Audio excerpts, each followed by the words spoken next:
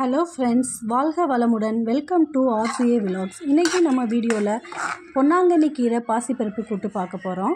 பொன்னாங்கண்ணி கீரை ஒரு கட்டு வாங்கியிருக்கேன், பாசிப்பருப்பு, பச்சை மிளகா, வெள்ளைப்பூடு, சின்ன வெங்காயம், கறிவேப்பிலை. இப்போது பொன்னாங்கண்ணி கீரையை இந்த மாதிரி நீங்கள் உருவிக்கோங்க.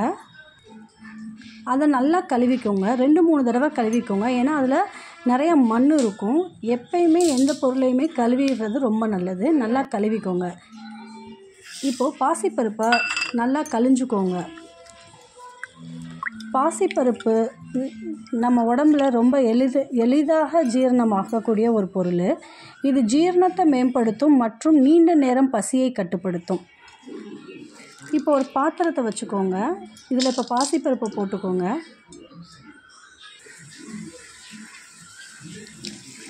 கொஞ்சம் தண்ணி ஊற்றிக்கோங்க. இதை நம்ம வேக வைக்க போகிறோம். தண்ணி ஊற்றி வேக வச்சுக்கோங்க.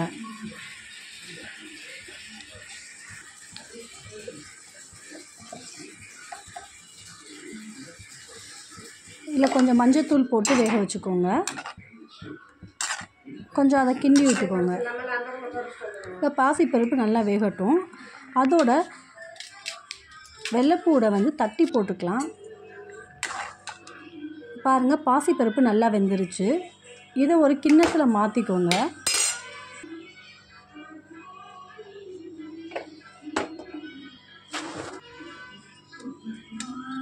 இதை நம்ம ஒரு கிண்ணத்தில் மாற்றிக்கலாம்.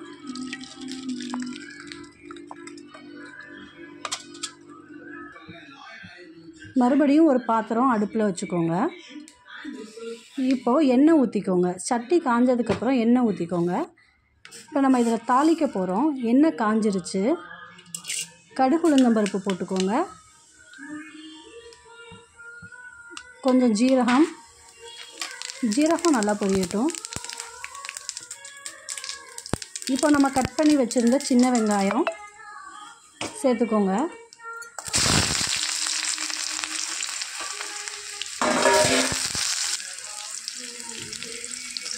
பச்சை மிளகா, கறிவேப்பிலை போட்டு நல்லா கிண்டி விட்டுக்கோங்க. பொதுவாகவே கீரை சாப்பிட்றது நம்ம உடலுக்கு ரொம்ப ஆரோக்கியத்தை கொடுக்கும்.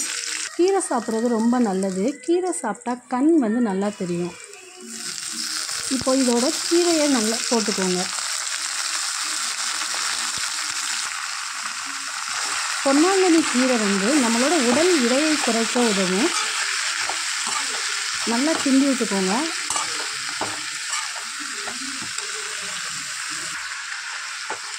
இது பாருங்கள், நான் நல்லா கிண்டியிருக்கேன். நல்லா கிண்டிக்கோங்க இதை. ஏன்னா முன்னாடி நம்ம அப்படியே போடாமல் இந்த மாதிரி தாளித்து போட்டோன்னா அந்த கீரையோட ஸ்மெல்லு நம்மளுக்கு வராது. நல்லா கிண்டிக்கோங்க. இதயம் மற்றும் மூளை புத்துணர்ச்சி பெறும். இந்த கீரையை சாப்பிட்டா மூல நோய், காச நோய் எல்லாமே விரைவில் குணமாகும்.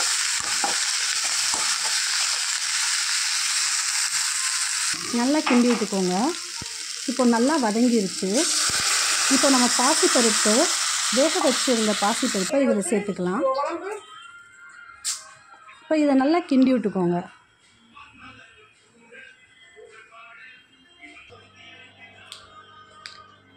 கீரை சாப்பிட்றதுனால கண் பார்வை பலம் பெறும். நம்மளுக்கு தேவையான அளவு உப்பு சேர்த்துக்கோங்க. பொன்னாங்கண்ணி கீரை சாப்பிட்றதுனால ரத்தம் சுத்தமாகும். நம்மளோட அழகு மேம்படும். இது ரொம்ப சத்தான ஒன்று. நல்லா கிண்டி விட்டுக்கோங்க. அக்கா வெளியில் கூட போட்டி தொடங்க. அப்பப்போ கிண்டி விட்டு பார்த்துக்கிறணும். இப்போ பாருங்கள், ஒரு ஹெல்த்தியான கீரை ரெடி ஆயிடுச்சு.